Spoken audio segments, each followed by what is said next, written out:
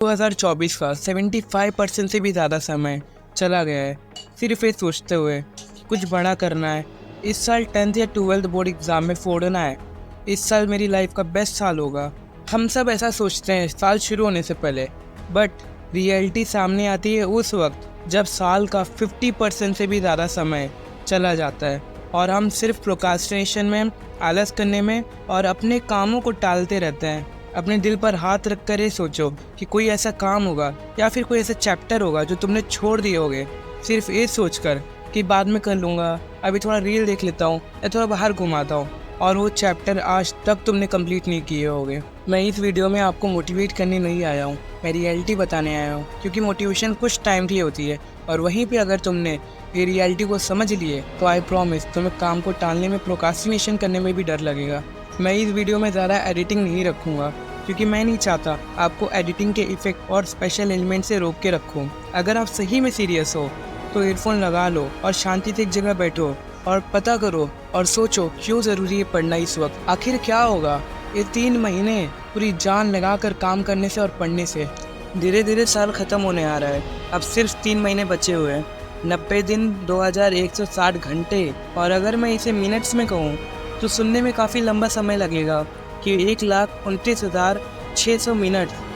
लेकिन क्या enough time है? अपने दिल से पूछो, क्योंकि हम अपने पूरे दिन का 1/3 हिस्सा, मतलब 24 घंटों में से 8 घंटे सोने में लगा देते हैं, जो कि ज़रूरी भी है क्योंकि जो भी हम पढ़े हुए होते हैं वो सब चीज़ें शॉर्ट टर्म मेमोरी से लॉन्ग टर्म मेमोरी में जाती है जब हम सोते हैं। तो इसलिए स्लीप बहुत इफ़िशिएंट, बहुत ज़रूरी है हमारी लाइफ में। और अगर 8 घंटे निकाल दिए तो अब आपके पास सिर्फ और सिर्फ 1440 घंटे 3 महीनों में बचे, और इसमें भी स्कूल जाना, कॉलेज जाना आना, ट्रैवलिंग, कोचिंग का टाइम, खाने का टाइम, फैमिली टाइम, सब कुछ माइनस कर दिए तो क्या बचेगा? खुद से पूछो।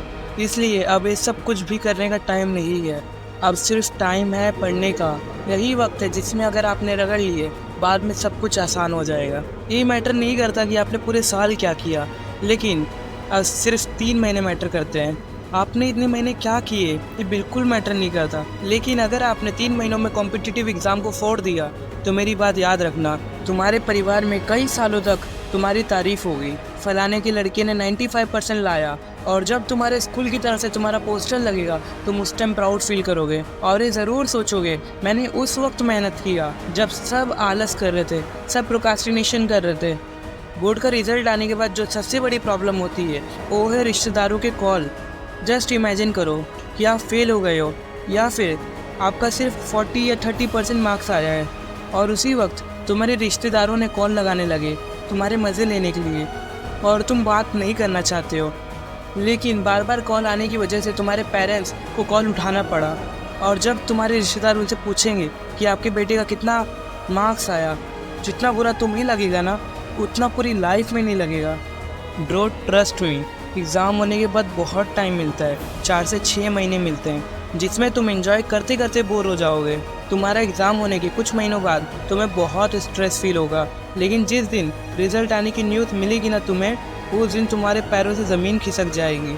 ऐसा इसलिए तुमने एंजॉय उस वक्त किया जिस वक्त तुम्हें पढ़ने की ज़रूरत थी, लेकिन रिज़ल्ट आने के बाद तुम कुछ भी नहीं कर पाओगे।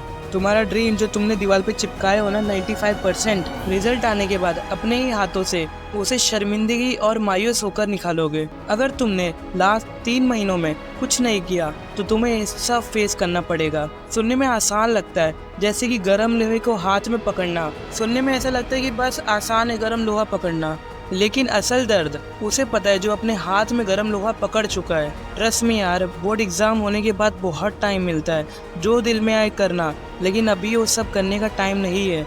अगर अभी वो कर लिए जो अभी करना चाहिए तो बाद में नहीं पछताओगे कि उस वक्त कर लेना चाहिए था। लाखों स्टूडेंट में से कोई ना कोई होगा जो पूरा दिन पूरी रात पढ़ रहा होगा। ये रेस खरगोश और कछुए की कहानी जैसी है, अगर ज़्यादा ब्रेक लिया तो ट्रस्ट मी यार हार जाओगे।